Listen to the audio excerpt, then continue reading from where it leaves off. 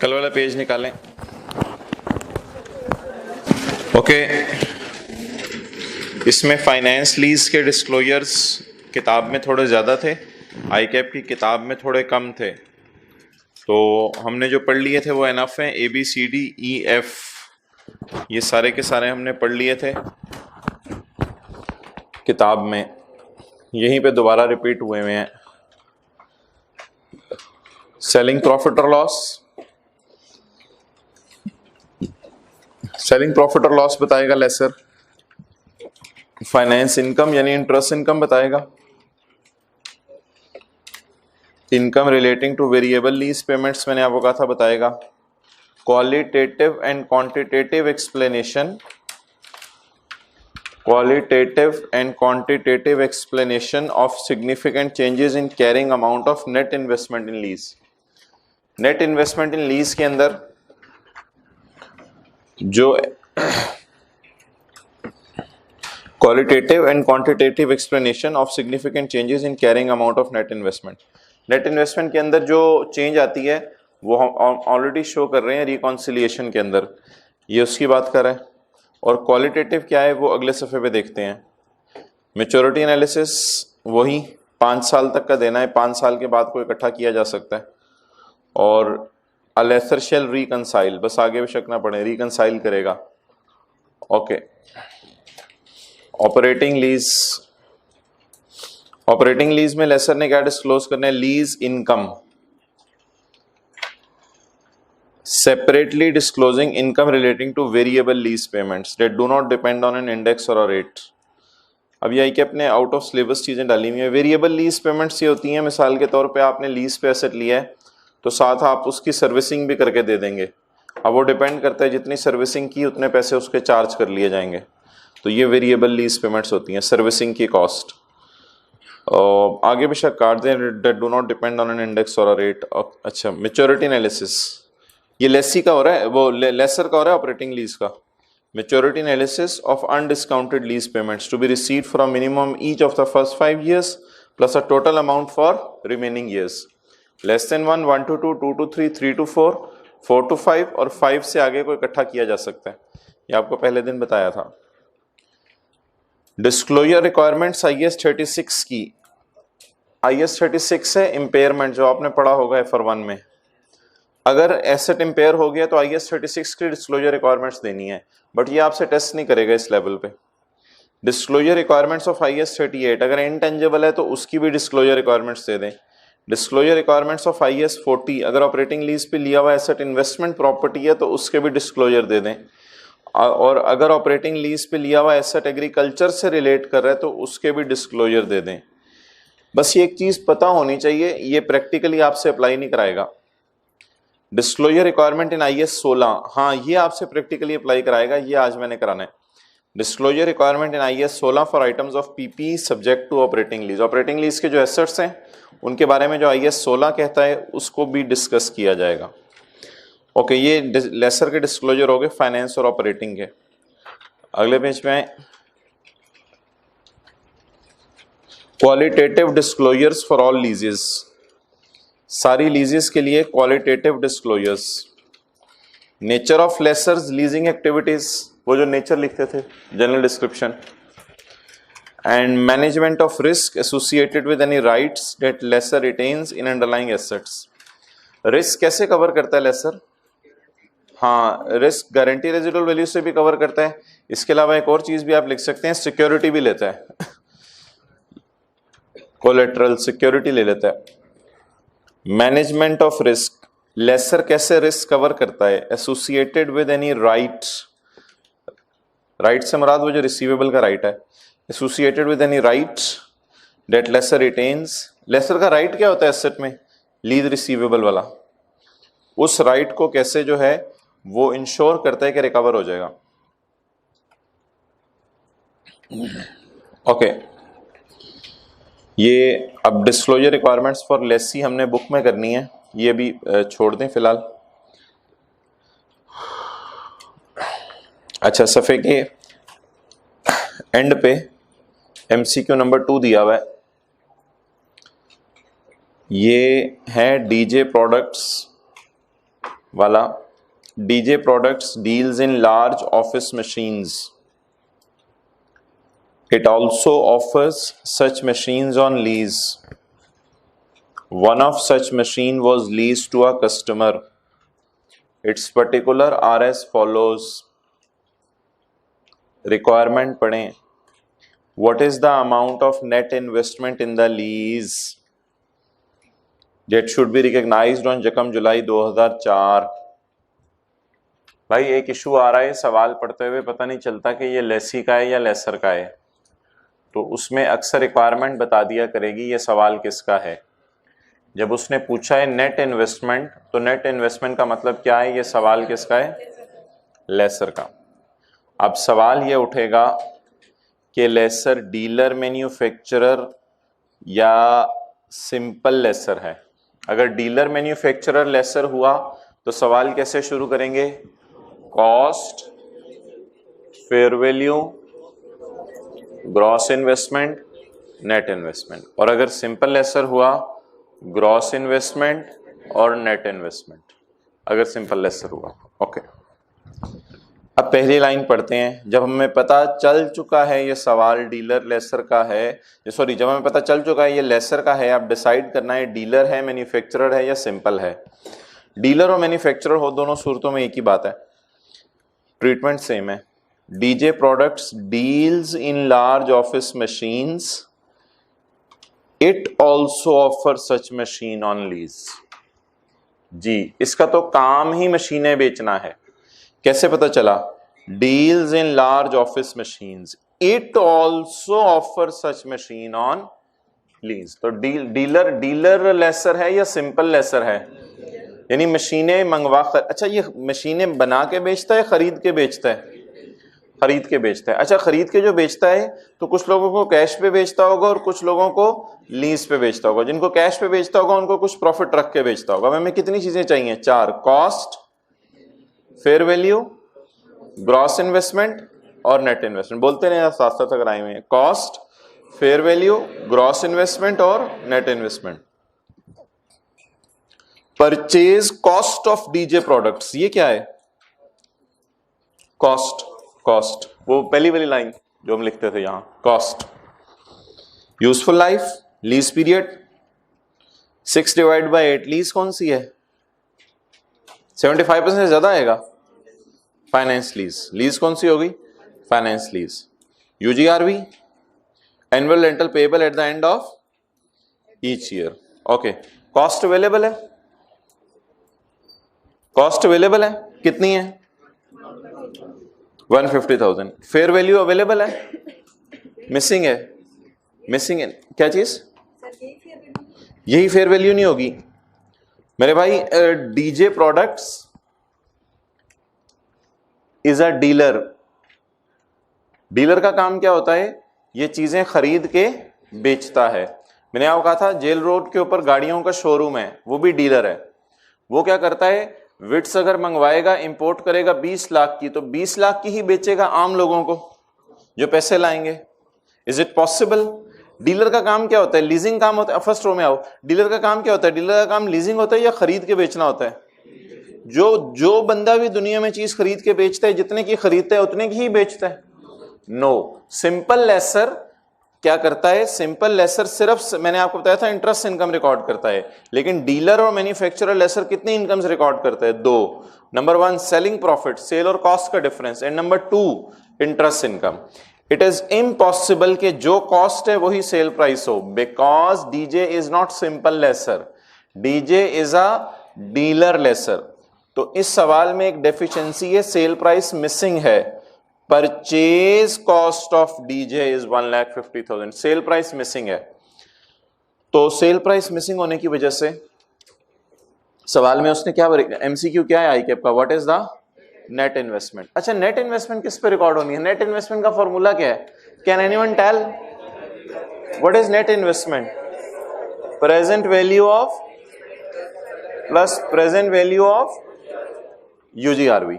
Okay, now what is lease payment, down payment, annual rental and GRV. अच्छा, now I agree के सवाल में data missing है, but requirement पढ़ के मुझे बताएं कि रिक्वायरमेंट के एतबार से कुछ मिसिंग है? डाउन पेमेंट मिसिंग है? नहीं, होगी ही नहीं। मिसिंग कैसे है? जीरो है। रेंटल मिसिंग है? अवेलेबल है। जीआरबी गिवन है? नहीं गिवन तो हमेशा क्या होगी? यूजीआरबी गिवन है। If we apply this formula we will get the MCQ solved in fraction of seconds, but it is a full fledged question. अगर ये full fledged question हो, but if it is a full fledged question, फिर पहली line में cost, दूसरी line में fair value, आगे question mark डाल देते हैं हम, और वो मिसिंग ही रहती है, वो नहीं मिल सकनी थी।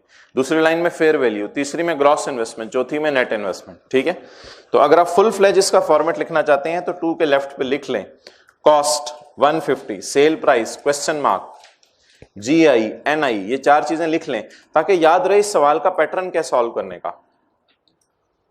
Cost, fair value, gross investment, net investment. Cost can never be a sale price for dealer और मैन्युफैक्चरर लेसर। डीलर और मैन्युफैक्चरर लेसर का काम क्या होता है? खरीद के उतने की ही बेच देना। जरा फर्क बताएं मुझे सिंपल लेसर, डीलर लेसर और मैन्युफैक्चरर लेसर में। सिंपल लेसर कौन होता है? सिंपल लेसर बैंक होता है। बैंक क्या करता है? बैंक जाता है, होंडा कार से 30 लाख की गाड़ी खरीदता है और 30 लाख अपना प्रिंसिपल किसी तरह लाने की कोशिश करता है, और 30 लाख से जो ऊपर 40 लाख तक लेता है वो 10 लाख क्या होता है? तो वो 30 वाली गाड़ी 30 की दे देता है, लेकिन उससे ऊपर जो 10 लेता है वो क्या है? इंटरेस्ट। इसी तरह अब एक बंदा है, उसका जेल रोड के ऊपर शोरूम है, वो कहते हैं मैं डीलर हूं गाड़ियों का। अब वो 20 लाख की गाड़ी इंपोर्ट करके 26 लाख की बेचता है लोगों को। अब अगर कोई आता है मुझे लीज पे दो, तो 26 वाली उसको 35 की बेच देगा। He is called as dealer lessor. Similarly एक साहब है, वो कहते हैं जी मैं जनरेटर बनाता हूं। अब ये कौन है? Manufacturer lessor. वो कहते हैं जी 2 लाख का मैं जनरेटर बना के 2.5 लाख का बेचता हूं, लेकिन जिसके पास पैसे नहीं उसको 4 लाख का बेचता हूं। Now what is 2 lakh? मैं 2 लाख का बना के 2.5 लाख का बेचता हूं। What is 2 lakh? What is 2.5 lakh? Fair value. और 4 लाख का बेचता हूं अगर पैसे ना हो किसी के पास, gross investment. What is 4 lakh? Gross investment. तो in the question of dealer and manufacturer lessor you should search for 2 things. Number 1 cost and number 2 fair value. और अगर दोनों में से कोई चीज मिसिंग है, मिसाल के तौर पे इस सवाल में मिसिंग है, तो कोई मसला नहीं है, क्योंकि सवाल की रिक्वायरमेंट ही क्या है? नेट इन्वेस्टमेंट निकालना। ओके, अगला सवाल ये है मेरे भाई, customers incremental borrowing rate is 10%। Customers first row में आ जाओ। Customers incremental borrowing rate, who is customer? Lessee. Lessee का इंक्रीमेंटल बोरोइंग रेट 10% है, वेयर एज डिस्काउंट रेट छुपा हुआ in the lease is 8%। Okay, सवाल किसके? सवाल किसके? कल क्या बताया था लेसर के लिए कितनी ऑप्शंस है रेट यूज करने की? No 2 options. लेसर हमेशा कौन सा रेट यूज करेगा? इम्प्लिसिट रेट, जो लीज में छुपा हुआ रेट है। और अगर लेसर की यह जिम्मेदारी है कि इम्प्लिसिट रेट यूज करें, तो लेसी की क्या जिम्मेदारी है? लेसी भी यही रेट यूज करें, इम्प्लिसिट। और अगर इसे ये ना पता हो तो फिर कौन सा रेट यूज कर लें? Incremental borrowing rate.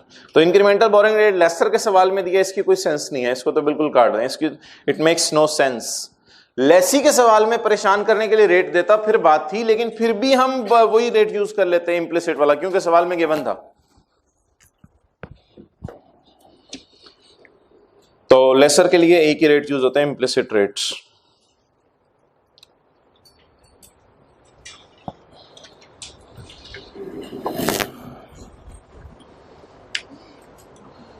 जी वो एक भाई ने वीडियो बना के कल मुझे भेज दी थी, इम्प्लिसिट रेट कैसे निकालना है कैलकुलेटर के ऊपर, तो वो टीए भाई को मैं दे दूंगा, तो टीए से आप ले लीजिएगा। ओके, जिनको कैलकुलेटर पे रेट निकालना नहीं आ रहा। ओके, लास्ट रो में बैठे हैं, किसी दिन आपको ज़ियारत कराऊंगा उनकी। अच्छा, अब आप ऐसा करें, किताब खोल लें,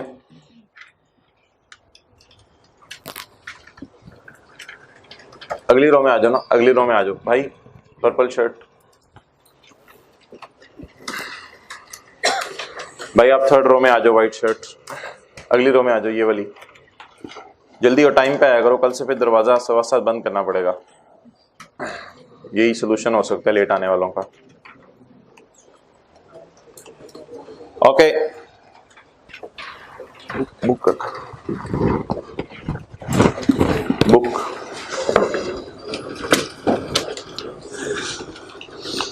पास्ट पेपर का सवाल खोलें, क्वेश्चन 9 हमने किया था।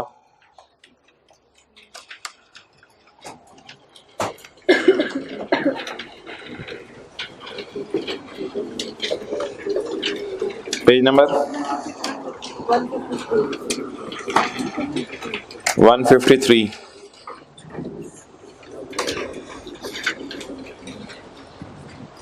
ओके, ये पढ़ के बताएं सवाल लेसर के लेसी के।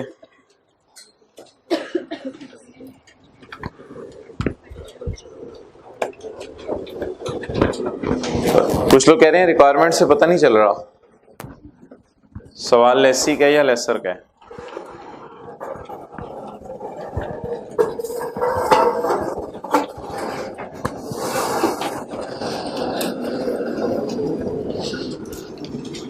जी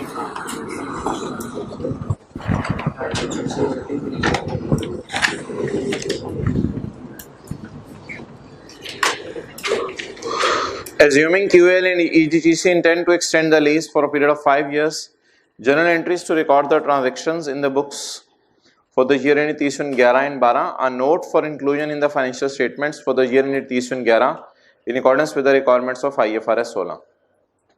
जी बिल्कुल सही बात है, रिक्वायरमेंट से बिल्कुल पता नहीं चल रहा ये सवाल लेसी का है या लेसर का है। ऐसा सवाल जिसमें रिक्वायरमेंट से मत पता चले कि ये सवाल लेसी का है या लेसर का है, तो ऐसी सूरत के अंदर what we are suppose to do, हमने क्या करना है, हमने पहला पैरा पढ़ना है और पहला पैरा सवाल का पढ़ के देखना है किसकी बात हो रही है, कॉन्टेक्स्ट क्या है, तो कॉन्टेक्स्ट से पता चल जाया करेगा। ठीक है, quartz auto limited is engaged in the business of manufacturing of trucks. इतनी सी बात से भी पता नहीं चलता कि ये लेसी है या लेसर है, अभी भी नहीं पता चला क्वार्ट्ज लेसी है या लेसर है। ट्रक्स तो कोई भी बना सकता है। Since a number of customers do not have adequate funds to purchase the vehicles, QAL provides lease financing facility to its customers. Now the question is what QAL is doing?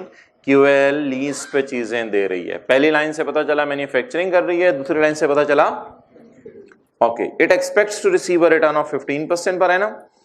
Oh, it expects to receive a rate of 15% per annum का मतलब समझे, ये पता क्या करता है, ये वो फॉर्मूला लिखता है कल वाला, वो जो लेंथी सा फॉर्मूला मैंने बताया था आपको लेसर का, fair value plus IDC is equal to वो सारा फॉर्मूला लिखता है। वो सारा फॉर्मूला लिखकर क्या करता है, वो सारा फॉर्मूला लिखकर एंड पे, वो सारा फॉर्मूला लिखकर एंड पे क्या करता है, एंड पर रेंटल बैलेंसिंग निकालता है और इंटरेस्ट रेट हमेशा 15 डालता है बीच में, क्योंकि कहता है मेरी नियत ही है मैंने 15 कमाना है, 15 से कम नहीं कमाना। तो ये इस बात का मतलब है, it expects to receive a return at the rate of 15% per annum. कल हमने रेंटल लिख के रेट बैलेंसिंग निकाला था या रेट लिख के रेंटल बैलेंसिंग निकाला था? रेंटल लिख के रेट बैलेंसिंग निकाला था। लेकिन ये क्या करता है, ये इसकी एक्सपेक्टेशन क्या है कि मुझे कितने % इंटरेस्ट चाहिए, तो फिर 15% फॉर्मूले में लिख देता होगा और बैलेंसिंग किसको निकाल लेता होगा, रेंटल को या फेयर वैल्यू को, रेंटल को। और मजे की बात सुने, ये जब फॉर्मूला लगाता होगा क्या लगाता होगा, बोले बोले बोले बोले, ये फॉर्मूला क्या लगाता होगा, fair value plus IDC is equal to present value of plus present value of UGRB. मेरे भाई लेसर डीलर मैन्युफैक्चर के केस में तो मैंने वो कहा था आईडीसी को एक्सपेंस आउट करना है,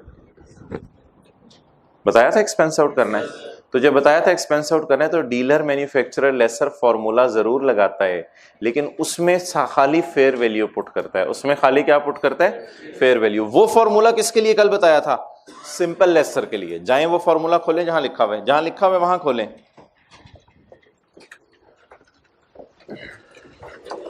समझ आई बात की नहीं आई? सिंपल लेसर के सवाल में आपने कैसे निकालना है रेंटल, आईडीसी डालनी है, लेकिन अगर मैन्युफैक्चरर डीलर लेसर होगा तो आईडीसी नहीं डालनी। तो जहां वो बात लिखी थी वहां लिख लें, manufacturer dealer lessor IDC ignore करेगा, क्योंकि वो कहां डालते हैं इसको, एक्सपेंस में।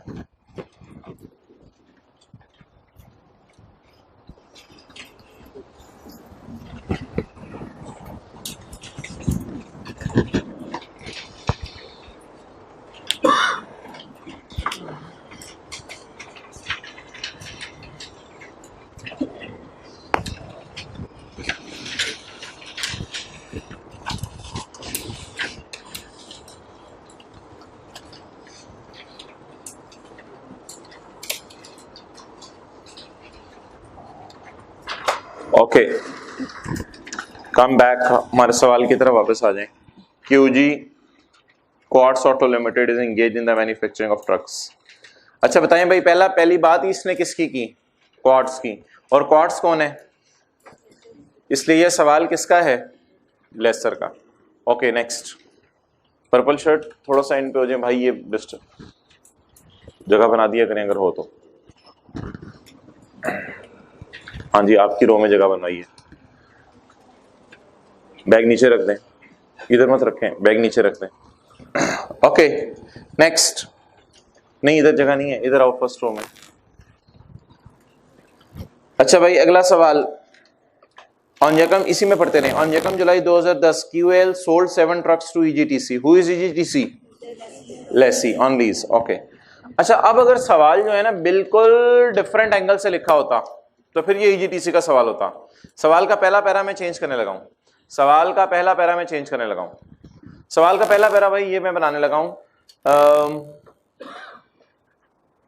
EGTC is in the transport business. It is in need of trucks. So it visited the office of Quartz Auto Limited. Quartz agreed to provide 7 trucks. बस आप बता दें, अब ये शुरू से ही सवाल किसके कॉन्टेक्स्ट में चल रहा है? किसको ट्रक्स की जरूरत थी?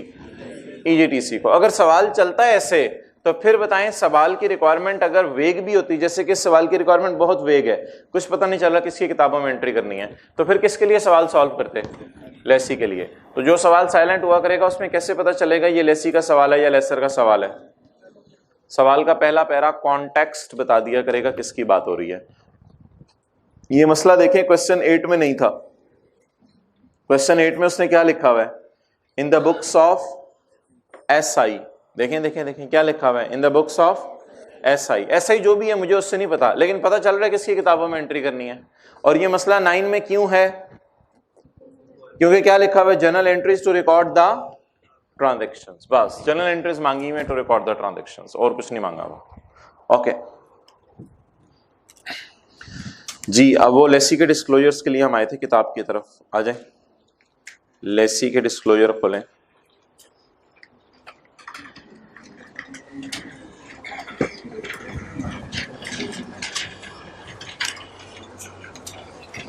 पेज नंबर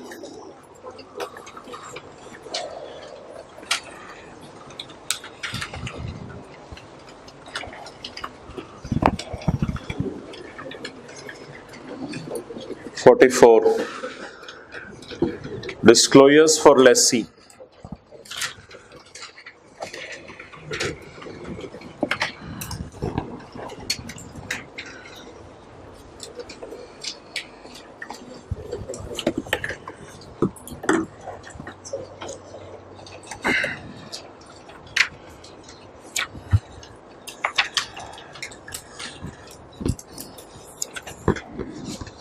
आप साथ खोल के रखेंगे लेसी के डिस्क्लोजर, पेज 83। पेज 83 पे आए।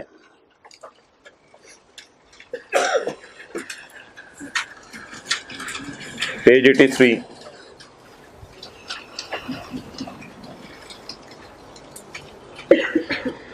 रिक्वायरमेंट डी आ रही है।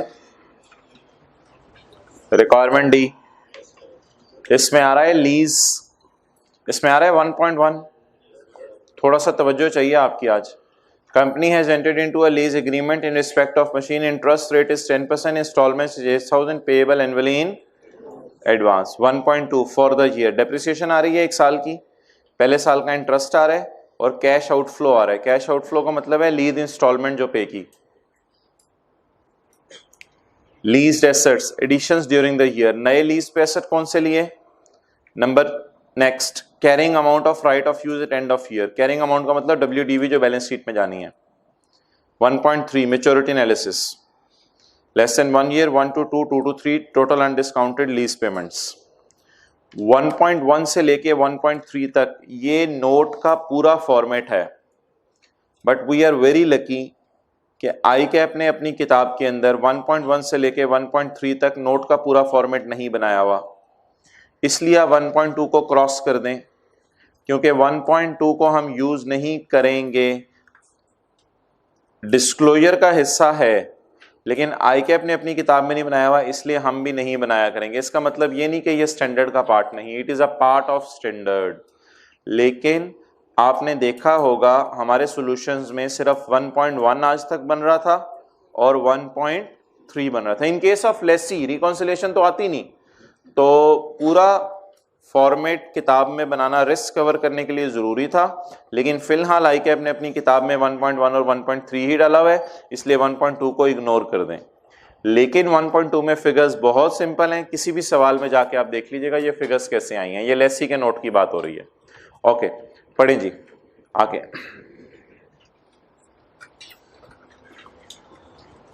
Number A, depreciation charge for the right of use.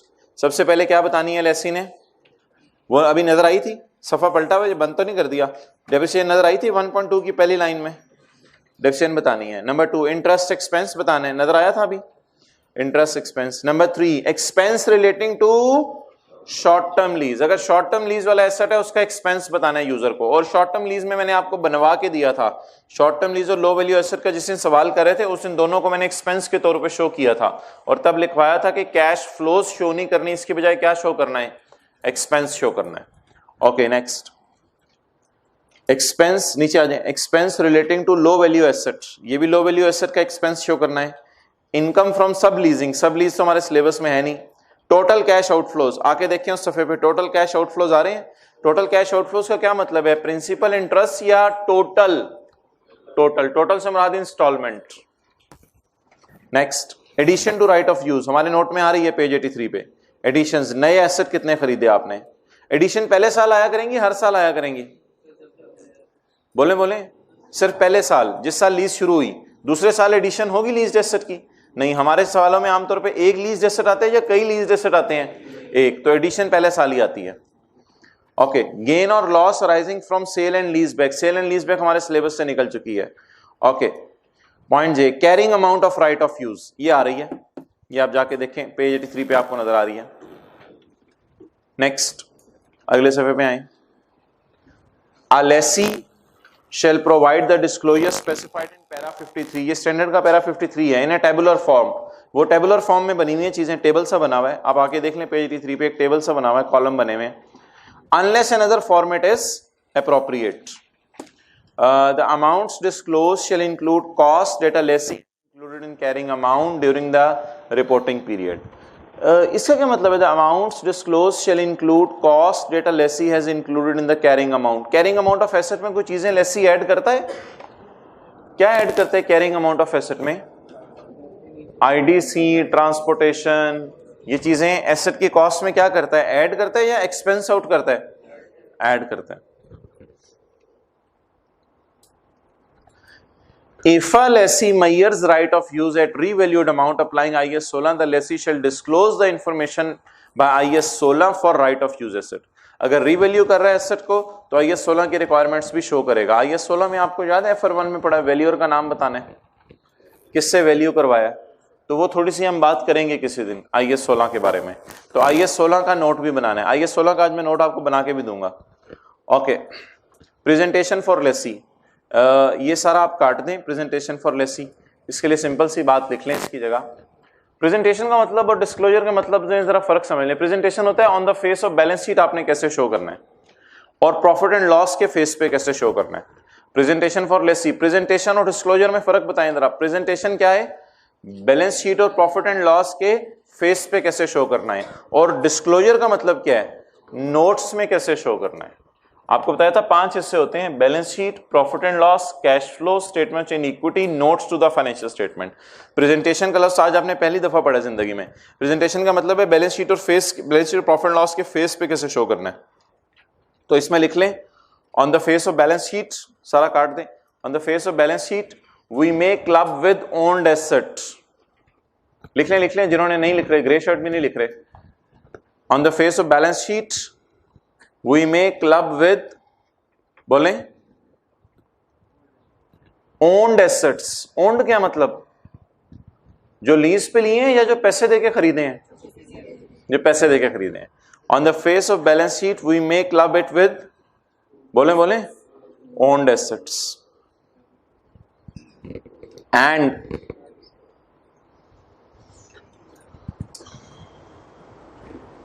we may or we may show them separately on the face, या उनको सेपरेटली फेस पे शो कर दें।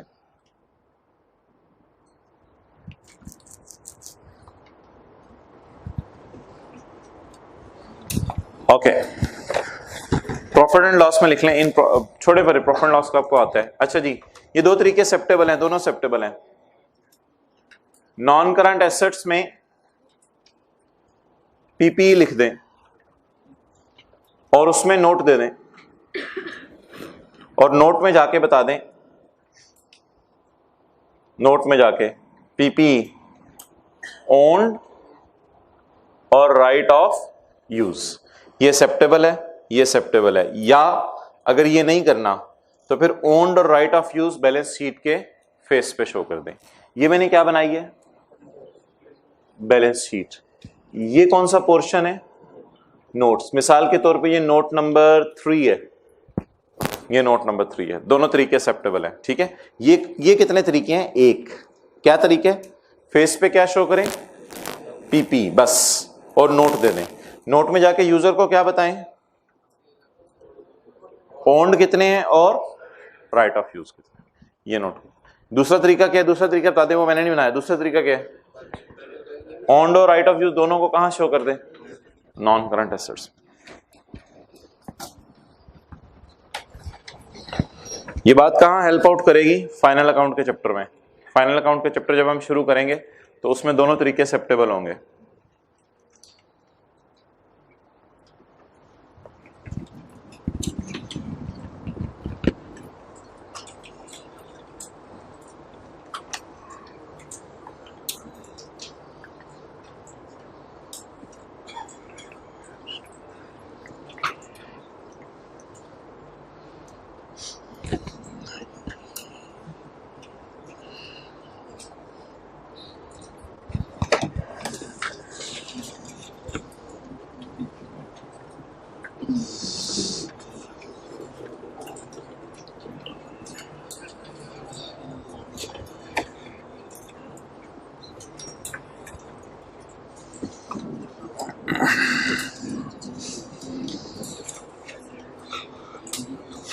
ओके, इसी सफे के टॉप पे लिख लें, lessee can keep the asset at cost model और revaluation model. Lessee can keep the right of use at cost model और रिवैल्यूएशन मॉडल, उसकी मर्जी है। लेसी एसेट को कॉस्ट मॉडल पे रखे या रिवैल्यूएशन मॉडल पे रखे, it's up to lessee's will, ये लेसी की मर्जी है।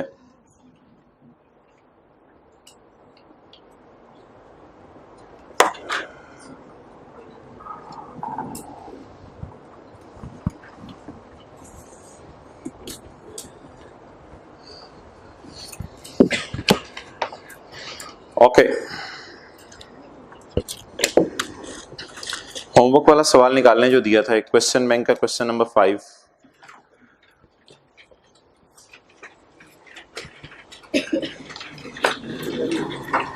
पेज नंबर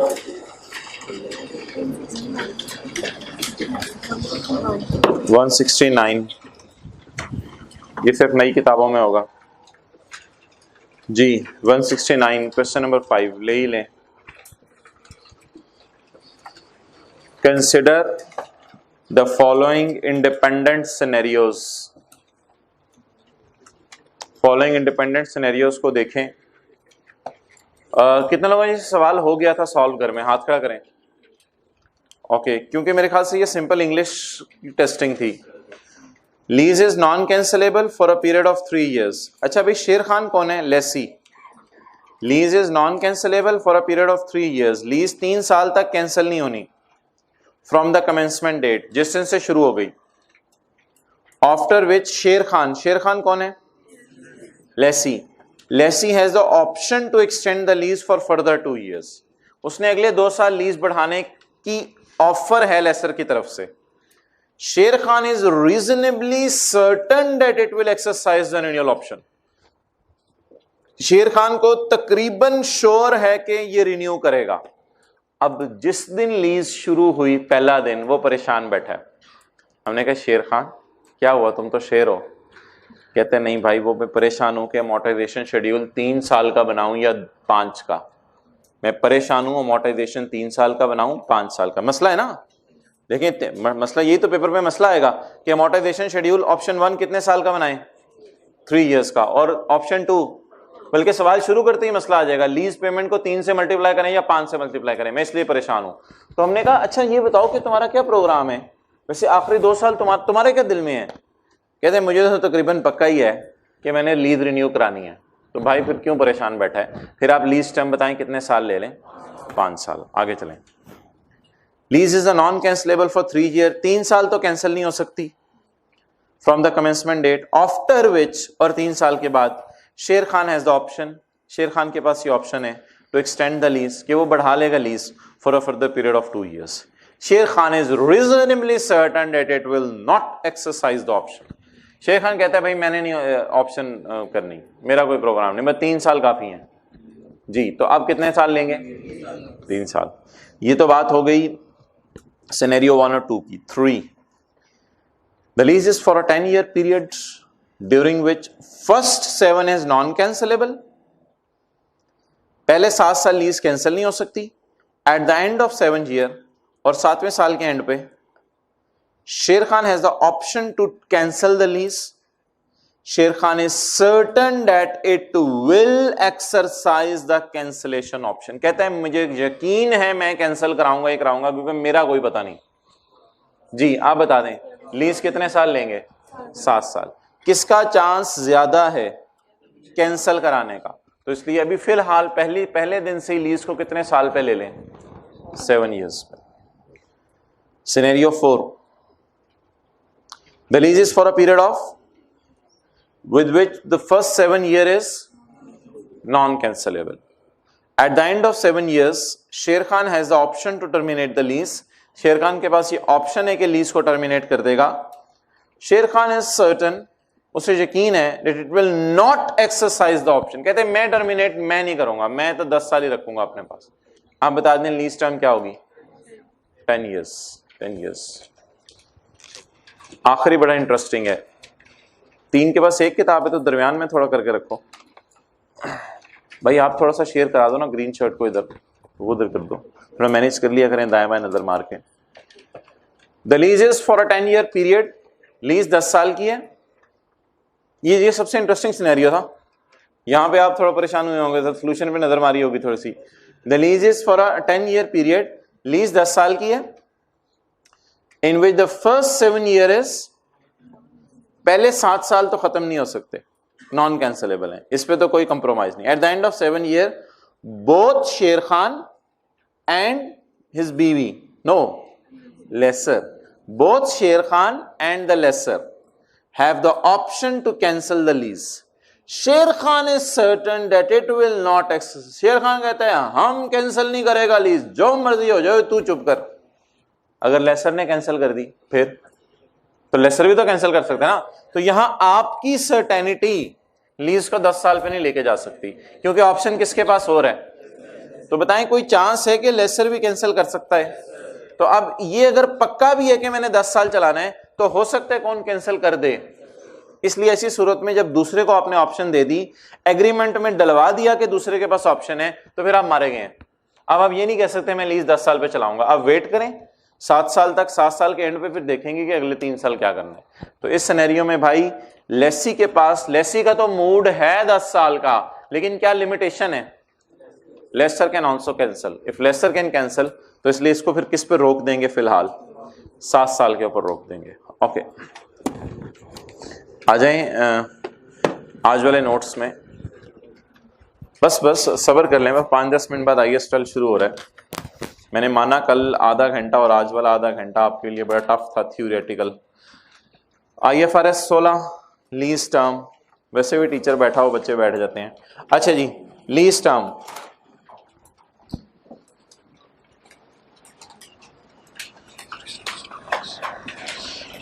इसको छोड़ने पर ये डेफिनेशन कहाँ आनी है, डेफिनेशन की एप्लीकेशन आनी है। आप पहली लाइन, दूसरी, तीसरी, चौथी चले पढ़ लें। The non cancellable period for which a lessee has the right to use an underlying asset. Lease term वो नॉन कैंसलेबल पीरियड होता है जिसके लिए लेसी ने लीज को ले लिया। नॉन कैंसलेबल तो हमेशा लीज में लेना ही लेना है। Together with both period covered by option to extend the lease, जो ऑप्शन है उस पीरियड को लीज में लेना है या नहीं? Yes, period covered by option to extend the lease, लेकिन सिर्फ कब? If the lessee is reasonably certain. बताएं किस सूरत में आपने एक्सटेंडेड पीरियड को लीज में लेना है? If he is reasonably certain. Reasonably certain का क्या मतलब है? तकरीबन यकीनी है कि वो चला जाएगा। Next, period covered by option to terminate the lease if the lessee is reasonably certain not to exercise that option। समझे जरा बात, थोड़ी सी मुश्किल इंग्लिश है। टर्मिनेशन के बाद, यानी आपके पास 7 साल एंड हो गए, अब आपके पास ऑप्शन है कि 3 साल के लिए लीज को टर्मिनेट कर दें। टर्मिनेशन के बाद वाला अरसा, जो 3 साल वाला अरसा है, उसको सिर्फ तब लेने जब आपको यकीन हो कि यू विल नॉट टर्मिनेट। 10 साल की लीज है, 7 साल के बाद अगले 3 साल आपने जाना है, अगले 3 साल आपने जाना है, उसमें उसने क्या आपकी मर्जी है, जाओ या कैंसिल कर दो। आपको यकीन है मैंने कैंसिल नहीं करना, आप बता दें 7 साल लेंगे 10 साल लेंगे। दोबारा सुने 7 साल की लीज है और आखिरी 3 साल में उसने क्या मर्जी है तो कैंसिल कर दो। आपको यकीन है आपने कैंसिल नहीं करना, आप बताएं कितने साल लेंगे लीज को? 10 साल लेंगे। मेरे ख्याल से ये जो डेफिनेशन है पढ़ना मुश्किल लग रहा था, सिनेरियो आसानी से समझ आ गए थे। Period covered by an option to terminate the lease, terminate वाले पीरियड को भी समझो लीज का, लेकिन कब? If lessee certain not to exercise that option, अगर उसे यकीन है कि मैंने टर्मिनेट नहीं करना, और अगर यकीन है कि टर्मिनेट कर देने, फिर टर्मिनेट वाले 3 साल को इग्नोर कर दो और लीज को कितने साल ले लो? 7 साल। क्लियर होगी? Okay,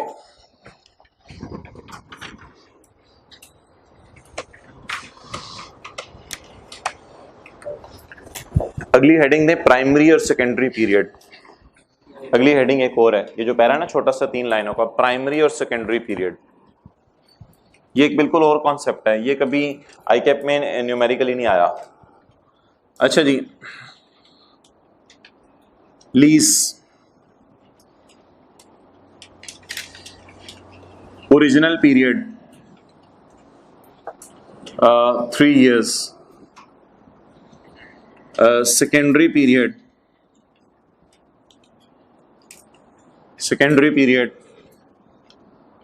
2 years,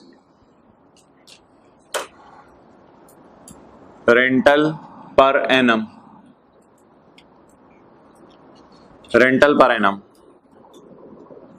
rupees 70,000, rupees 8,000। Okay, अब बता देंगे लीज पीरियड क्या लें, 3 साल लें 5 साल लें? ओरिजिनल पीरियड 3 साल है, सेकेंडरी पीरियड 2 साल है। ऐसी कोई लाइन नहीं लिखी हुई, लेसी हैज प्लान टू, वो जो लाइनें भी लिखी हुई थी ना, इज रीजनेबली सर्टन टू, ऐसी लाइनें लिखी हुई, ये बिल्कुल एक अलग सिनेरियो है। अब बता दीजिए लीज टर्म क्या लेंगे। आप एक कस्टमर बनने की कोशिश करें कि मैं कस्टमर हूं, तो ऑफर देखें कस्टमर के लिए अट्रैक्टिव है या नहीं? क्यों अट्रैक्टिव है? सोचे। अब आप एक कस्टमर बने, आप एक दुकान पे गए, आप एक ग्राहक बने, ग्राहक बनने की कोशिश करें और फिर सोचें ये लीज में लेना पसंद करूंगा या नहीं। गले मिलूंगा मैं लेसर से, मैं खुशी में जो है वो एकदम जम मार के उसके गले लग जाऊंगा। ओ यार लुट मच गई, 2 साल में सिर्फ 8,000 कराया और पहले 3 साल 70,000 2,10,000 देंगे, 8,000 सिर्फ 16,000 देंगे। आप बता दें इस ऑप्शन की तरफ आप जाना चाहेंगे या नहीं? और अगर ये आता इसमें, चल तुझे 2,000 छोड़ देता हूं, फिर नहीं, फिर आप कहेंगे यार देखेंगे 3 साल के एंड पे देखेंगे, तूने कोई अच्छी ऑफर नहीं की।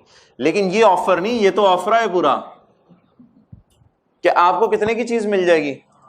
अब आप कहेंगे बॉर्डर लाइन क्या है, परसेंटेज में बताएं, तो भाई स्टैंडर्ड परसेंटेजेस से नहीं खेलता प्लीज। बॉर्डर क्या है, कौन सी ऑफर को अच्छा समझेंगे, कौन सी ऑफर को नहीं समझेंगे। स्टैंडर्ड कहते हैं बस आपको महसूस होना ना होने के बराबर, ये कॉन्सेप्ट हम बड़ी डिटेल से पढ़ेंगे इंटेंजिबल्स में। इंटेंजिबल की ना लाइफ होती है, इंटेंजिबल को आप 3 साल के लिए खरीदते हैं, फिर जो बेचने वाला कहता है 2 साल लाइसेंस और रख लेना इंटेंजिबल का, तो उसमें हम देखा करेंगे ऑफर क्या है, तो इनको न्यूमेरिकली हमने देखना है। लेकिन अभी आपको बात समझ आ गई, इस लीज की तरफ मैं जाना क्यों पसंद करूंगा अगले 2 साल भी? तो आंसर मेरा क्या है? 5 years. But if instead of 8,000 there is 68,000, then my answer is 3 years. तो अभी ऑफर क्या है? बोले बोले बम्पर ऑफर क्या है? बम्पर ऑफर है, इसलिए I would like to go for 5 years, इसलिए मैं 5 साल के लिए जाना पसंद करूंगा। पहले जरा स्टैंडर्ड की इंग्लिश पढ़ लें, फिर उसके बाद नोट कीजिएगा। इसमें लिखा नहीं हुआ प्रोग्राम क्या है, पिछले जो शेर खान वाला सवाल था उसमें लिखा होता था reasonably certain that he will go, इसमें कुछ भी नहीं लिखा हुआ, लेकिन चीज ही ऐसी है, ना भी लिखा हो तो दिल चाहेगा। पढ़े, पता नहीं आपका क्यों नहीं चाह रहा था। A lease may be split, ये अलग कॉन्सेप्ट है। A lease may be split into a primary, ये अगर मैं इधर लिखता ना 3 सब्जेक्ट और 2 सब्जेक्ट, फौरन समझ आ जाना था आपको। Okay, a lease may be split, और कॉलेज की फीस का कॉलम होता है, a lease may be split into a primary period followed by an option to extend the lease for a further period. Further period का क्या नाम होगा? In some cases, the lessee might be able to exercise such an option. In such cases, lessee might be able to exercise such an option with a small renter or even no rental at all. कभी कभी laser इतना रहम दिल हो जाता है, no rental at all. If such an option exists and it is reasonably certain that he will exercise the option, the second option is a part of the, इसमें भी लेसी का प्रोग्राम देख लो, obviously he will be reasonably certain, वो होगा reasonably certain. क्यों reasonably certain होगा? Because offer is attractive. आपके जहन में सवाल आ रहा है कोई? अच्छा, तो फिर चेहरे को बनाया करो जरा खुशी वाला।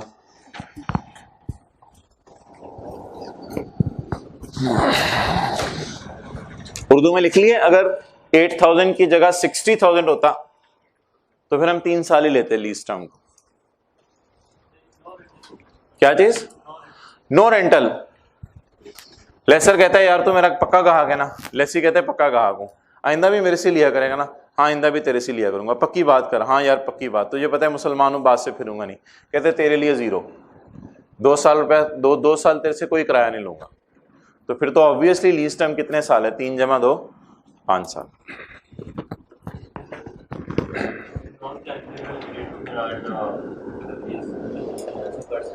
हाँ, नॉन कैंसिलेबल पीरियड के दरमियान पेनल्टी पे करके लीज कैंसिल कर सकते हैं।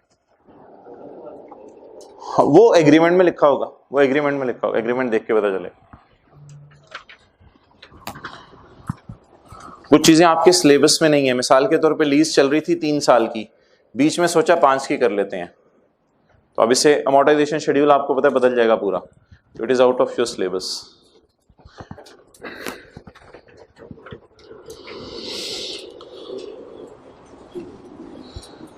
ओके,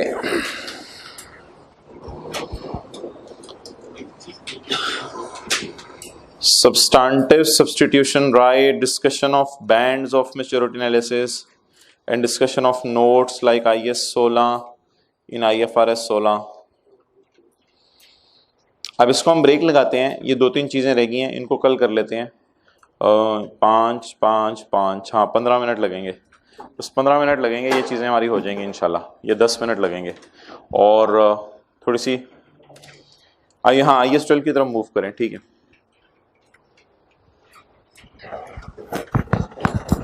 ओके, कल या परसों लीज की एक समरी का पेज आपको दिया जाएगा, तो उसको फिर हम डिस्कस करेंगे किसी दिन। क्वेश्चन लिखें, 1-2 पेजेस छोड़ दें लीज के लिए रजिस्टर पे।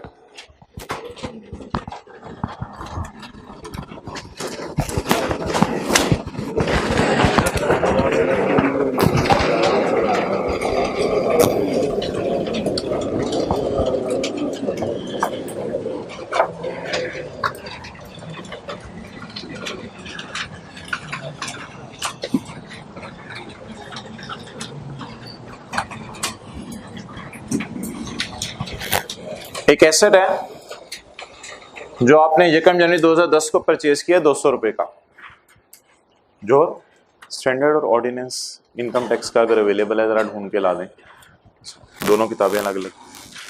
एक एसेट है यकम जनवरी 2010 को, इनको साथ ले जाए, आपने यकम जनवरी 2010 को परचेज किया 200 रुपए का, इसके बारे में कुछ डाटा अवेलेबल है। डेप्रिसिएशन रेट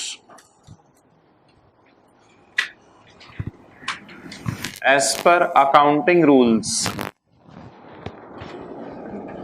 10%,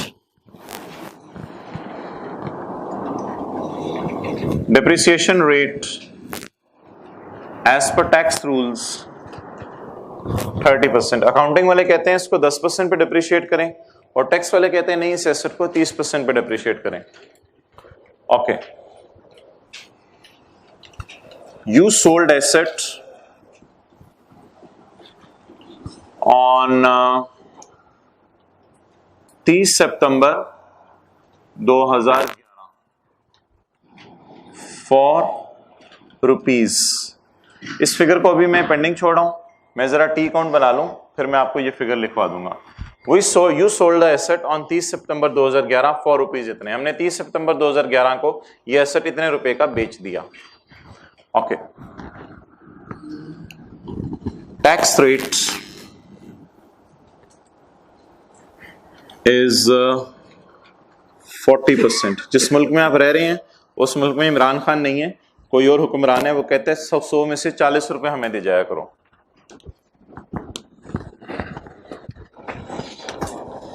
पीटीए वालों को खुश करने के लिए कहा था वो। ओके,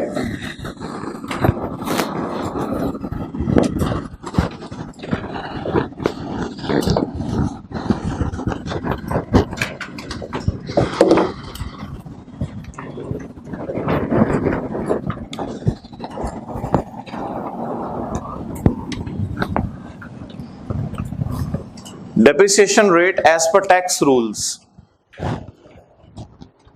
इसको अभी मैं मिटा रहा हूं जी। अकाउंटिंग वालों ने एसेट कितने रुपए का खरीदा है? 200 रुपए का। वर्किंग वन,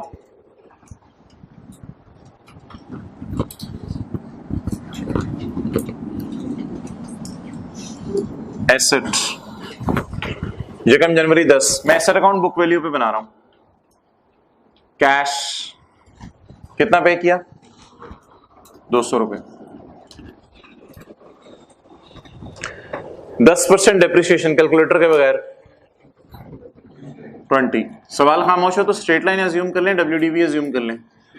स्ट्रेट लाइन 31 12 बोले बोले बोले 10 जी। डेप्रिसिएशन बोले 20। How? 200 into 10%, that is 20। IAS 12 हमने स्टार्ट किया है, 180 इज द WDV। ओके, यकम जनवरी 10 को खरीदा था, एक साल पूरा हो गया, यकम जनवरी 11। What is brought down? 180। Okay, कोई नई एडिशन? नो। किस दिन बेच दिया? तो कितने महीने डेप्रिशिएट करके बेच दिया? 9 महीने। 30/9 2011 डेप्रिशिएट हो गया। 9 महीने की डेप्रिसिएशन 200 into 10% into 9/12, it comes to 15। Okay, what is the WDV of the asset at the time of disposal? Is it carried down or will it go to disposal account? Is it carried down or will it go to disposal account? It will go to disposal account. Balancing. How much? 165. Okay. If I prepare disposal account here, working 2, disposal account, तो इसका format आपको याद होगा, cost और accumulated depreciation. लेकिन अगर asset account book value पे बन रहा है तो cost minus accumulated depreciation account is called as WDV, book value. ये एसेट अकाउंट से आता है, एसेट अकाउंट से बुक वैल्यू, एसेट अकाउंट से बुक वैल्यू। इधर आपको पता है कैश आता है, वजह याद रखने की, कैश डेबिट डिस्पोजल क्रेडिट। इधर क्या आता है? Cash. It is sold for ₹1, you can say 160, 160 रुपए का आपने बेच दिया, नुकसान आया फायदा? 165 वाली चीज कितने में बेच दी? 160 की, नुकसान आया। Okay, what is book value? 165। What is cash received? 160। Balancing figure इधर आ रही है, प्रॉफिट एंड लॉस बैलेंसिंग। ये कुछ टीचर यहां लॉस लिखते हैं, जैसे भी आप समझे। लॉस आया कितना? 5। ठीक है, नोट कर लें।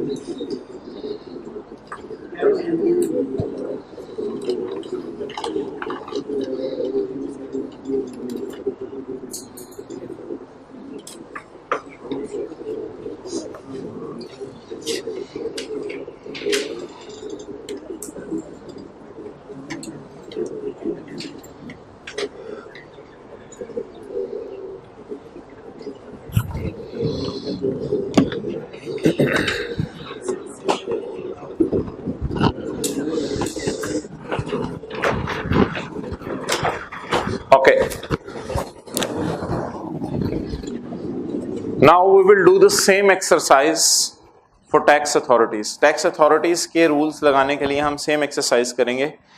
Tax authorities जो country की हैं वो अपने tax rules रखती हैं और वो अपनी basis पे depreciation calculate करती हैं. अकाउंटिंग वाले अगर कहते हैं कि एसेट की उम्र इतने साल है, तो जब मुल्क के टैक्स वाले लोग हैं जो टैक्स लगाने आते हैं वो कहते हैं नहीं नहीं, हमारे ख्याल से एसेट की उम्र इतने साल नहीं है, हमारे ख्याल से तो एसेट की उम्र इतने साल है। तो इधर पॉइंट 2 मैंने लिखा हुआ था, डेप्रिसिएशन के rate as per tax rules कितना था? 30%। ओके, अब यही सारी एक्सरसाइज इस एसेट पे करते हैं, लेकिन कौन से रूल्स लगा के? टैक्स रूल्स लगा के। ओके, वर्किंग 3,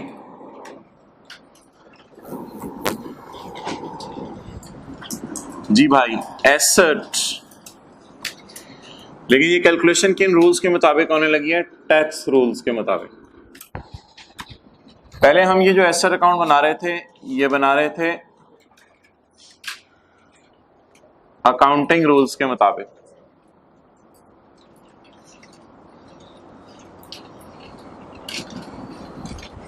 अब हम एसेट अकाउंट बनाने लगे हैं टैक्स रूल्स के मुताबिक। ओके, टैक्स रूल्स के मुताबिक एसेट अकाउंट अगर बनाए तो 1 जनवरी 2010 एसेट कितने का परचेज किया? 200 का।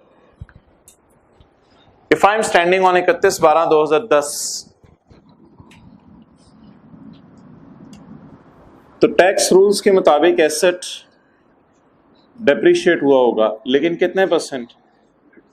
30%। जी, कल की क्लास बड़ी इंपॉर्टेंट होगी। 60। Okay, 31/12/2010 carry down. जी बोले। 140। If I am standing on 1 January 11, then what is my brought down? 140। 31/12/11 depreciation. जी बोले। 200 इंटू 30% इंटू, नो 31/12/11 नहीं, 30/9/11। 200 इंटू 30% इंटू 9/12 जी 45। 30/9/11 कैरी डाउन या डिस्पोजल अकाउंट में ले जाएं? डिस्पोजल अकाउंट में ले जाएं। कितने figure? 95। Now we will prepare disposal account.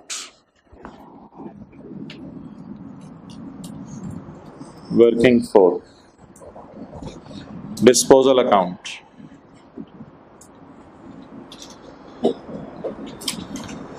लेकिन किन रूल्स के मुताबिक? टैक्स रूल्स के मुताबिक। ओके, एसेट की बुक वैल्यू बता दें बेचने के वक्त। 95। और कैश कितना रिसीव हुआ एसेट बेच के? कैश इस साइड पे क्यों आता है? कैश रिसीव होने की एंट्री क्या है?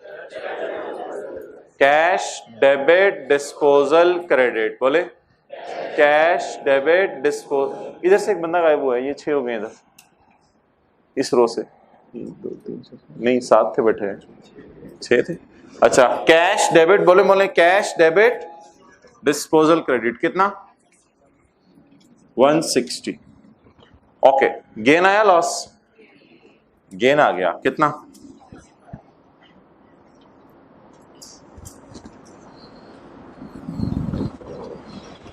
65। ओके,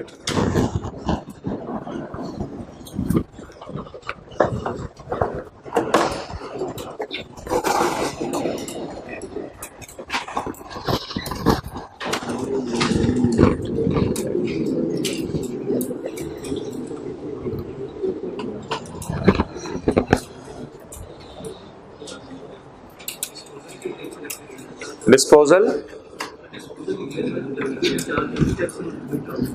भाई का सवाल है, जिस साल एसेट बिका उस साल टैक्स वाले डेप्रिशिएट करेंगे या नहीं करेंगे? ये सवाल आपको बता दिया करेगा, ठीक है। अगर सवाल खामोश होगा तो इसमें कोई हरज नहीं, जितने दिन एसेट इस्तेमाल हुआ उतने दिन आप उसको डेप्रिशिएट कर दें। आप अजम्पशन भी ले सकते हैं, no deduction in the year of disposal. जी, मेथड तो हमेशा स्ट्रेट लाइन होगा अगर सवाल खामोश हो। आसान चीज की तरफ जाइएगा, मुश्किल चीज की तरफ नहीं।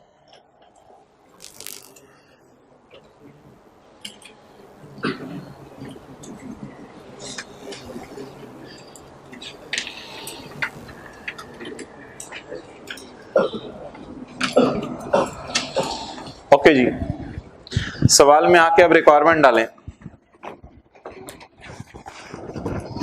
Requirement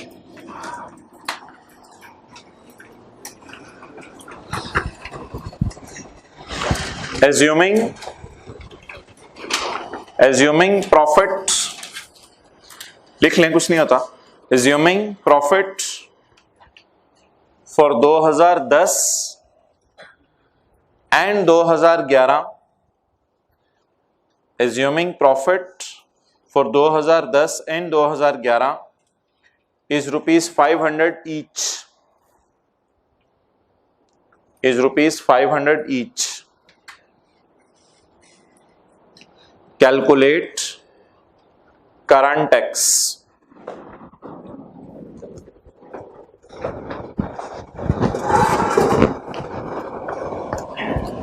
Assuming profit for 2010 and 2011 is rupees, calculate current tax.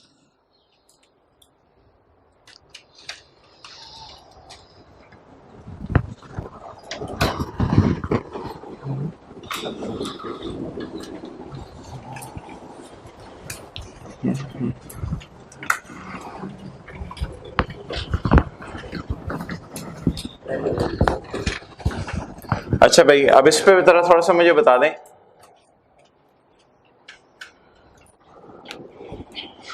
ये जो डिप्रिसिएशन का रेट है अकाउंटिंग रूल्स के मुताबिक, ये आपने कहां से निकाला होगा? यानी आप प्रैक्टिकल लाइफ में गए और प्रैक्टिकल लाइफ में जाके आपने कहा जी, आपके जहां पे आप नौकरी कर रहे हैं उस ओनर ने कहा जी हमने 200 रुपए का एसेट खरीदा है, जरा बता दो इसको डेप्रिशिएट कैसे करना है। तो अकाउंटिंग रूल्स के लिए जो डेप्रिसिएशन चार्ज करनी है, इसकी सोर्स क्या होगी आपके पास, ये मुझे बता दें। इसकी सोर्स होगी IAS 16 खोलेंगे आप। क्या खोलेंगे? IAS 16, international accounting standards. International accounting standards आप खोलेंगे, इंटरनेशनल फाइनेंशियल रिपोर्टिंग स्टैंडर्ड्स खोलेंगे, जो ICAP से लेने हैं आपने जाके, पता नहीं कब लेने हैं, तो लेके आओ। तो इसकी सोर्स क्या होगी? International accounting standards. टेक्स्ट की किताब भी मिलेगी, ढूंढो।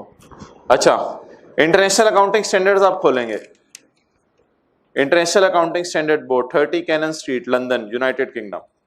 तो ये खोलेंगे आप, इसमें यू विल फाइंड, चलते कौन सा स्टैंडर्ड? IAS 16।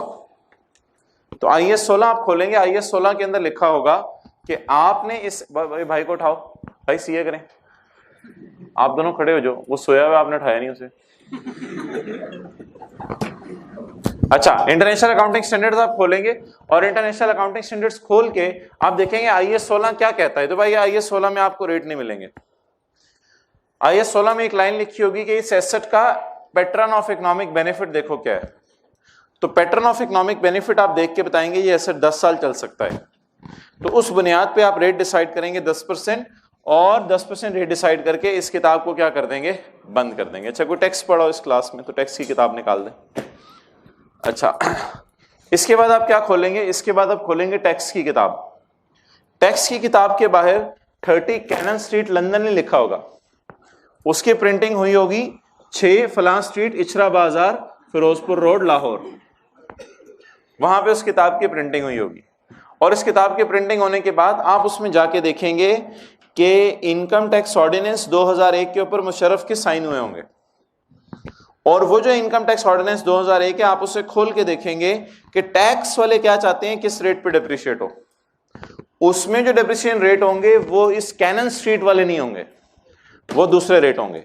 वो टैक्स अथॉरिटीज के अपने रेट हैं, अपने रेट्स के बुनियाद पर डिसाइड करते हैं। जिन्होंने टैक्स पढ़ा हुआ है उन्होंने टैक्स वाले रेट्स भूल जाने हैं। उन्होंने पता नहीं बिल्डिंग के लिए 10% पड़ा था, फलां के लिए, वो उन्होंने रेट्स भूल जाने हैं। वो रेट्स उन्होंने इस क्लास में अप्लाई नहीं करने। इस क्लास में टैक्स के रेट्स हमेशा गिवन होंगे, क्योंकि ICAP ये अज्यूम करे जो कैप 7 में बंदा बैठा हुआ है, जरूरी नहीं उसने कैप 6 का पेपर पास किया है। मे बी उसने 1, 5 और 7 चूज किया। उसने क्या पहले मैं अकाउंटिंग्स पास करूंगा, पागल। ओके, तो इसलिए ICAP ये अज्यूम नहीं करता कि जो कैप 7 का पेपर दे रहा है उसने कैप 6 पढ़ा हुआ है, इसलिए वो रेट्स आपने टैक्स वाले याद नहीं करने। इसलिए शायद कोई बोल रहा था कि मैंने टैक्स की किताब में पढ़ा हुआ है, बेचने के साल में डेप्रिसिएशन नहीं चार्ज करनी, ये उसी के असरात हैं। तो इसलिए जो टैक्स में पढ़ा है आप भूल जाएं। सवाल बताया करेगा कि सवाल में हमने कैसे चलना है। तो वो जो किताब खोली, उस किताब में आपको पता चला कि डेप्रिसिएशन का रेट कितने % है? 30%। अब आप जब अपनी अकाउंटिंग कर रहे होंगे और international financial reporting standard follow कर रहे होंगे, तो उसके मुताबिक आप जो प्रॉफिट निकाल रहे होंगे वो डिफरेंट होगा, और जो टैक्स रूल्स के मुताबिक प्रॉफिट निकाल रहे होंगे वो डिफरेंट होगा। उन डिफरेंसेस की मेजर वजह, पहले साल अकाउंटिंग वाले कितना डिप्रिशिएट कर रहे हैं, और पहले साल टैक्स वाले डिप्रिसिएशन को एक्सेलरेट कर रहे हैं। इसकी लॉजिक है, टैक्स वाले डिप्रिसिएशन को इसलिए एक्सेलरेट करते हैं कि वो एसेट्स को खरीदना पसंद करते हैं, एसेट को किराए पे लेना पसंद नहीं करते। तो जब आप एसेट खरीदते हैं टैक्स वाले खुश होते हैं, टैक्स वाले खुश होकर कहते हैं आपने 20 डेप्रिशिएट किया है, हमारी तरफ से 60 रखो, एंजॉय करो। तुम 20 डालते हो, हम 60 डालते हैं, तो तुमने 20 की डेप्रिसिएशन निकाल लिया, हम कितने डेप्रिसिएशन निकालेंगे, 60 की डेप्रिसिएशन निकालेंगे। तो टैक्स वालों ने डेप्रिसिएशन को एक्सेलरेट कर दिया, रेट ही एक्सेलरेटेड है, इधर 10% रेट है, इधर 30% रेट है। नाउ इस 20 का नाम आपने मुझे बताना है, इस 20 का नाम क्या है। मैं ब्लू मार्कर यूज कर लेता हूं अकाउंटिंग वालों के लिए और रेड मार्कर टैक्स वालों के लिए। इस 20 का नाम अकाउंटिंग डेप्रिसिएशन, इस 20 का नाम बोले अकाउंटिंग डेप्रिसिएशन। अब मेरे पास जगह नहीं है 180 को सर्कल करने की, तो मैं 165 को सर्कल कर देता हूं। चले 180 को ही कर देते हैं, 180 को सर्कल करके इसका नाम अकाउंटिंग WDV, इसका नाम बोले अकाउंटिंग WDV। इसका नाम अकाउंटिंग वालों का लॉस, पूरी बात बोले अकाउंटिंग वालों का लॉस। अकाउंटिंग वालों के मुताबिक क्या आ गया, लॉस आ गया। बस ये 3 टर्मिनोलॉजीज हैं जो आपको बतानी चाहिए। इसका नाम अकाउंटिंग डेप्रिसिएशन, अकाउंटिंग डेप्रिसिएशन का रेट, और ये किसकी डेप्रिसिएशन है, टैक्स डेप्रिसिएशन का रेट। ओके, सिमिलरली इसका नाम बता दें 60 का या 45 का, जिस मर्जी का, टैक्स डेप्रिसिएशन। इस 140 या 95 का नाम टैक्स WDV। इसका नाम, मेरे भाई लॉस नहीं आ रहा, इस साइड पे आ रहा है, गेन आ रहा है। इसका नाम tax gain, tax gain. Okay, at any point of time accounting WDV और टैक्स WDV में डिफरेंस की वजह क्या होगी, depreciation. At any point of time accounting WDV और टैक्स WDV में डिफरेंस की वजह क्या होगी, डेप्रिसिएशन। लेजर लाइट है। ओके, इट इज बोले एंड इट इज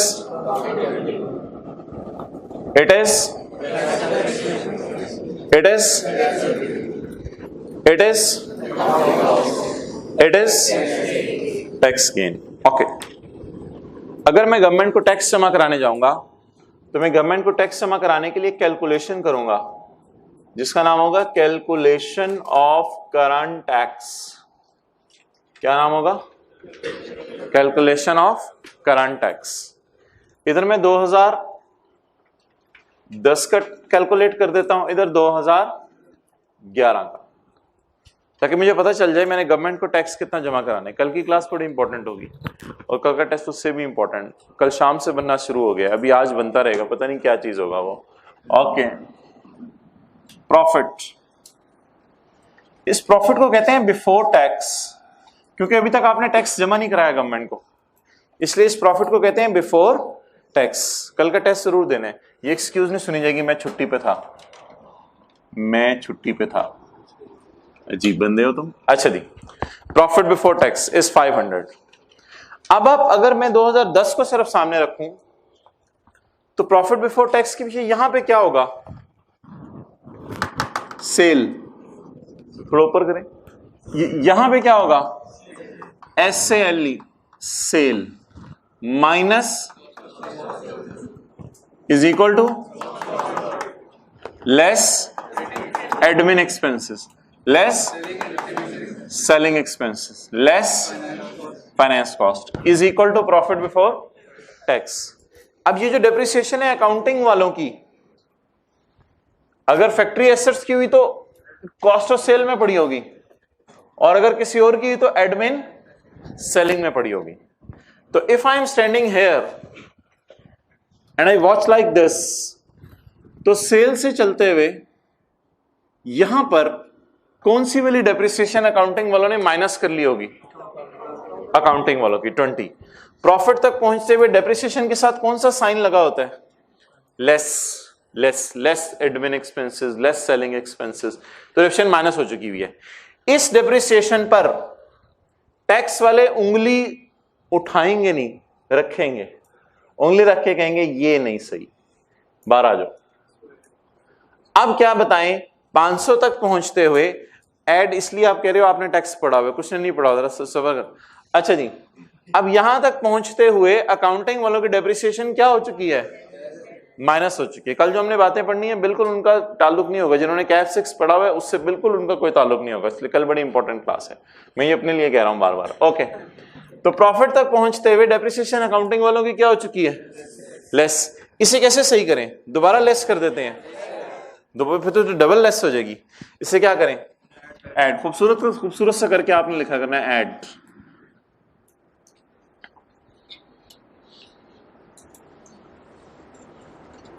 ज्यादा खूबसूरत हो गया, उधर जा रहा है। अच्छा जी, अकाउंटिंग डेप्रिसिएशन कितनी? 20, 2010 की। अब जब ये ऐड होगी तो हम टैक्स कहेंगे खुदा का खौफ करो, हमने नहीं 520 पे टैक्स देना, हम तो 500 पे टैक्स देने का प्रोग्राम नहीं था, तुम कह रहे हो 520 पे टैक्स दो, तो हमने नहीं 520 पे टैक्स देना। फिर टैक्स वाले कहेंगे रिलैक्स, टैक्स वाले कहेंगे गाय रिलैक्स, फिर हर गाय रिलैक्स हो जाएगा। ओके, वो कहेंगे हम इसकी जगह एक और चीज आपके लिए लाए हैं, बम्पर ऑफर। बम्पर ऑफर क्या? 60 माइनस करो। हम कहेंगे, टैक्स वाले कहेंगे अगले सालों में बैलेंस कर देंगे, टेंशन ना लो। अच्छा जी, जाहिर बात है फिर अगले सालों में उल्ट काम होगा, शुरू वाले सालों में अगर ज्यादा तो फिर अगले सालों में रिवर्स भी हो जाएगा ये। ओके जी, तो इट इज टैक्स डेप्रिसिएशन। क्या अकाउंटिंग वालों ने प्रॉफिट तक पहुंचते हुए डेप्रिसिएशन टैक्स वाले रूल्स की माइनस की होगी या अकाउंटिंग रूल्स की माइनस की होगी? तो रूल क्या बना जी, आप जो याद कर लें, अकाउंटिंग वालों की डेप्रिसिएशन हमेशा रिवर्स किया करनी है, और टैक्स वालों की डेप्रिसिएशन अगर क्या कर रहे होंगे, calculation of current tax, tax जो गवर्नमेंट को जमा कराना है उसके लिए ये परफॉर्म करेंगे। ओके, ये जवाब आया करेगा, इसका एक नाम हुआ करेगा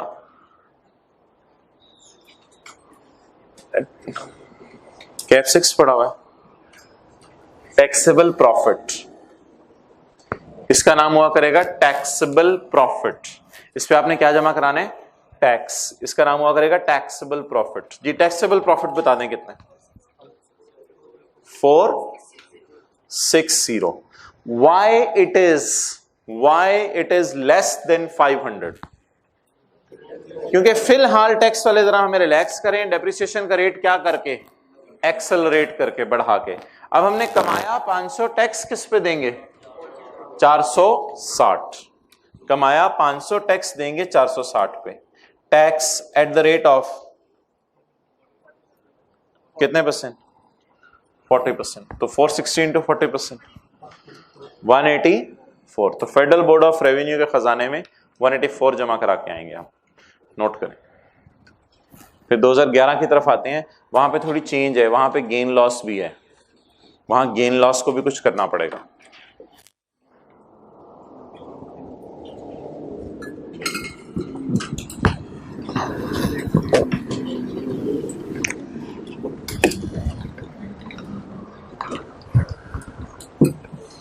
ओके, तो ये 30% रेट भाई इस किताब से मिलेगा आपको। क्या लिखा हुआ है? हैंडबुक ऑफ एस ए सलाम पब्लिकेशंस, इस्लामाबाद या London? Islamabad. Ground floor Quetta centre, 13 पूंछ रोड नियर बुर्जी लाहौर। तो इसके ऊपर आपको 30 कैनन स्ट्रीट नहीं मिलेगा। इस लॉ में आप जाएंगे और इस लॉ में जाके डेप्रिसिएशन का सेक्शन है 22-23 जो भी है वो खोलेंगे, उसमें दिया होगा फला सफ़े पे चले जाएं, इनकम टैक्स लॉ के अंदर एक शेड्यूल है, तो ये टेबल दिए होंगे, इन टेबल्स में कहीं डेप्रिसिएशन का रेट दिया गया होगा, वो ये रेट होगा। तो what is the difference between accounting rules and tax rules? Accounting rules पूरी दुनिया के होते हैं, उनके मुताबिक हमने टैक्स जमा नहीं कराना होता। अकाउंटिंग रूल्स लगा के हम प्रॉफिट निकालते हैं, लेकिन जो टैक्स रूल्स हैं वो लगा के गवर्नमेंट को क्या जमा कराते हैं, टैक्स जमा कराते हैं। ओके, तो there is a difference in accounting rules and tax rules. अच्छा जी, अगले साल बताएं प्रॉफिट कितना आया,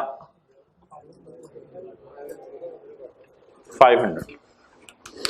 वो जो सफेद किताब थी, अभी तो बिल्कुल लाल आई है ना, सफेद किताब थी, प्रॉफिट से चलें, सेल से चलें, सेल से चलते हुए अकाउंटिंग वालों ने डेप्रीसिएशन 2011 में क्या कर दी होगी, लेस।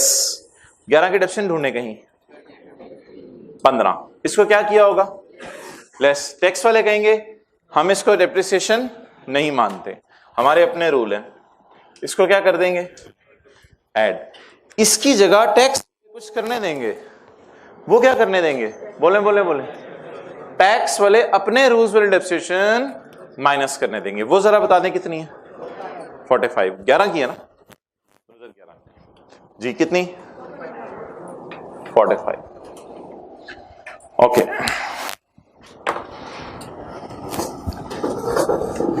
बहुत ही अच्छा होता कि दोनों का गेन आ जाता या दोनों का लॉस आ जाता, लेकिन जिस बॉर्डर पे हम खड़े थे जरा सोचें, इधर क्या है, एसेट बेचा कितने के, 160 का। अब जब 160 का एसेट बेचा तो अकाउंटिंग वालों की बुक्स में कितने का था, तो इनकी किताबों में लॉस आ गया।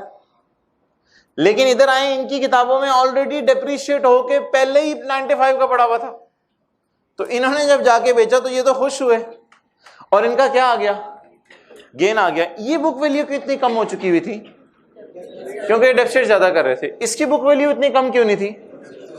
तो क्या ये जरूरी है कि जब बेचें तो दोनों के मुताबिक गेन आए? हो सकता है ऐसा। फर्ज करें 190 का बिकता, तो फिर तो दोनों के मुताबिक क्या आ जाना था। फर्ज करें 20 रुपए का बिकता, दोनों के मुताबिक क्या आ जाना था, लॉस। अभी हमने फिगर ऐसी रखी है कि जानबूझ के कि एक के मुताबिक क्या आ रहा है और दूसरे के मुताबिक लॉस आ रहा है। मुझे इससे कंसर्न नहीं टैक्स वालों के मुताबिक क्या आ रहा है, मुझे फिलहाल सिर्फ इससे कंसर्न है कि मैंने अकाउंटिंग प्रॉफिट जो मेरा 500 रुपए आया इस साल, उस साल पहुंचते हुए अकाउंटिंग वालों ने लॉस रिकॉर्ड किया हुआ या गेन, लॉस को माइनस किया होगा या प्लस। सेल से चलते हुए sale minus depreciation minus salary minus loss. अब बता दें यहां तक पहुंचते हुए कौन सा लॉस माइनस हो चुका होगा, अकाउंटिंग रूल्स वाला कितना, 5। इसको सही करने के लिए क्या करें, loss has the same nature as of depreciation, expense वाली नेचर है, ऐड कर दें किस नाम से, अकाउंटिंग लॉस, कितना, 5। ओके,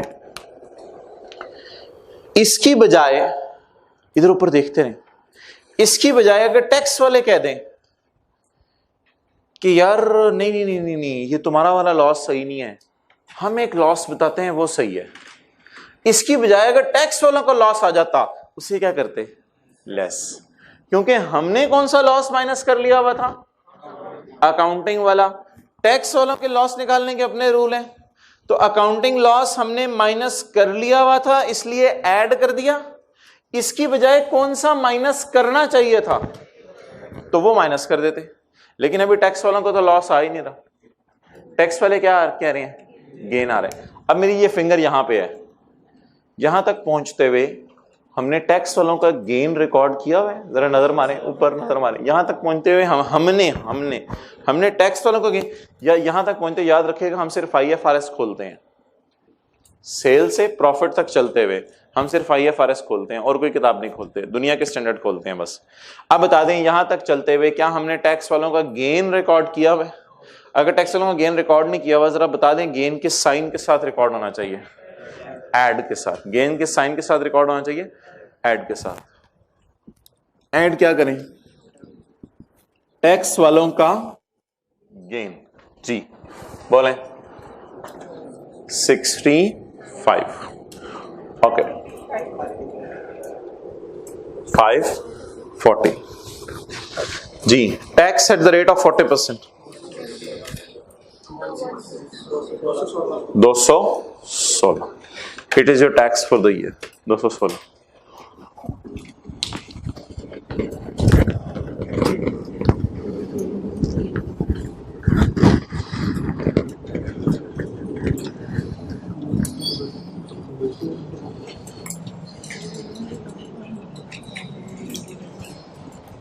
जी ये बात कितने लोगों को समझ आ गई? टैक्स गेन ऐड करना है। अकाउंटिंग वालों ने गेन ऐड किया होगा टैक्स वालों का, उसे क्या कर दें?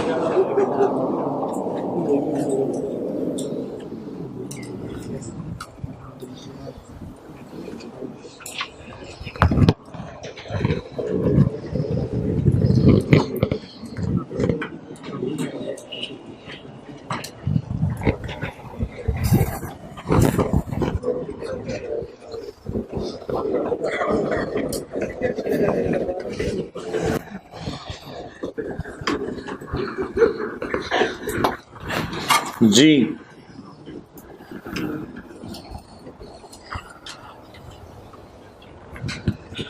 करंट टैक्स की वर्किंग का फॉर्मेट 5 मिनट में मुझे बनवा दें। स्टार्ट कहां से किया करेंगे? Profit before tax.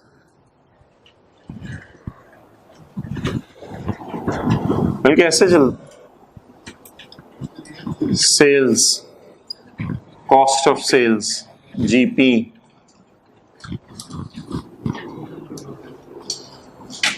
Other income, expenses,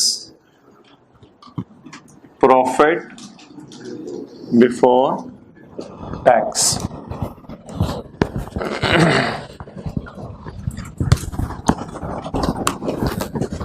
ये पिक्चर आपकी आंखों के सामने नहीं हुआ करेगी, ये पिक्चर आपकी आंखों के सामने नहीं हुआ करेगी, ठीक है? कुछ चीजें ऐड किया करेंगे, कुछ चीजें लेस किया करेंगे। प्रॉफिट तक पहुंचते हुए अकाउंटिंग वालों की depreciation minus cost of sale plus other income minus expense is equal to profit. Profit तक पहुंचते हुए अकाउंटिंग वालों की डेप्रिसिएशन क्या हो चुकी होगी? लेस। इधर देखते नहीं, इसको क्या कर देंगे? रिवर्स। अकाउंटिंग वालों ने बिल्डिंग बेची, उस पे लॉस आया, यहां तक पहुंचते हुए लॉस एक्सपेंसेस में पड़ा होगा, लॉस क्या हो चुका होगा? इसे क्या कर देंगे? ऐड। इसका नाम क्या रखेंगे? अकाउंटिंग वालों का लॉस। प्रॉफिट तक पहुंचते हुए अकाउंटिंग वालों ने इस साल एसी बेचा, गेन आ गया। अकाउंटिंग वालों ने एसी बेचा, अकाउंटिंग वालों का गेन आ गया। गेन क्या हो चुका होगा? ऐड। इसको सही करने के लिए क्या करेंगे? क्या नाम क्या रखेंगे इसका? Accounting gain. इसको क्या कर देंगे? लेस। अच्छा, अभी अभी पहले समझा करें भाई, समझने में फोकस। प्रॉफिट तक पहुंचते हुए टैक्स वालों की डेप्रिसिएशन हम अकाउंटिंग वालों ने रिकॉर्ड की होगी। कैसे रिकॉर्ड करें? डेप्रिसिएशन रिकॉर्ड किस साइन के साथ करें? डेप्रिसिएशन रिकॉर्ड लेस साइन के साथ। प्रॉफिट तक पहुंचते हुए टैक्स वाले कहते हैं जी एक एसेट बेचा है जिसपे टैक्स वालों के मुताबिक लॉस आ गया है, हम अकाउंटिंग वालों ने टैक्स वालों का लॉस रिकॉर्ड किया होगा। प्रॉफिट तक पहुंचते हुए कुछ लॉस रिकॉर्ड किया होगा अकाउंटिंग वालों ने टैक्स वालों का। लॉस कैसे रिकॉर्ड करें? लॉस रिकॉर्ड करने को दिल चाह रहा है, ऐसे ही रिकॉर्ड, लॉसेस रिकॉर्ड करें किस साइन के साथ? लेस। इसका नाम क्या रखें? Tax loss on disposal. अच्छा, दो एसेट बिके थे, अभी मैंने आपको कहा था। एक और एसेट बिका, टैक्स वालों ने कहा यार अच्छा खासा गेन आ गया है, तो तुम लोगों ने रिकॉर्ड किया हुआ? हमने कहा नहीं, हमने रिकॉर्ड तो किया हुआ, वो हमारा कोई अपने रूल्स के मुताबिक था, तुम लोग बताओ तुम्हारा गेन कितना है। अच्छा, टैक्स वालों का गेन हम अकाउंटिंग वालों ने रिकॉर्ड किया होगा, क्या करना है? उसको ऐड करना है। अब इसको रट्टा नहीं मारना है, इस फॉर्मेट को, इस फॉर्मेट को आपने जाके याद करना है, ठीक है? किताब खोलें, किताब में एक सफा है, उस पर यह फॉर्मेट बना हुआ है। पेज नंबर बता दें IAS 12 में ना पहला दूसरा सफा होगा।